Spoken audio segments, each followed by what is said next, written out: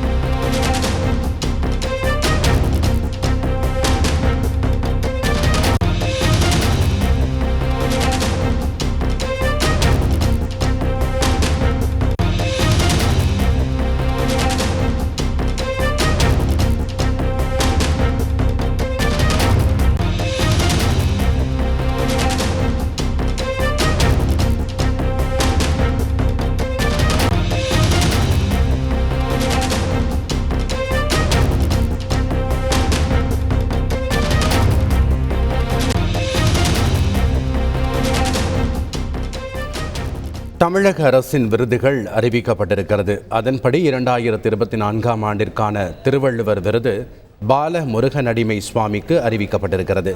அதேபோன்று 2024 ஆண்டிற்கான திருவள்ளுவர் விருது பால முருகனடிமை சுவாமிக்கும் 2023 ஆண்டிற்கான அண்ணா விருது பத்தமடை பரமசிவத்திற்கும் அறிவிக்கப்பட்டிருக்கிறது.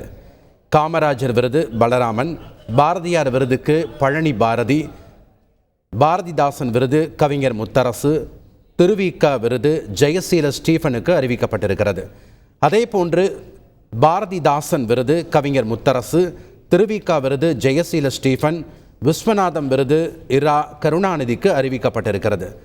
விருதாளர்களுக்கு விருது தொகையாக 2 லட்சத்துடன் 1 சவரன் தங்க பதக்கமும் வழங்கப்பட இருக்கிறது.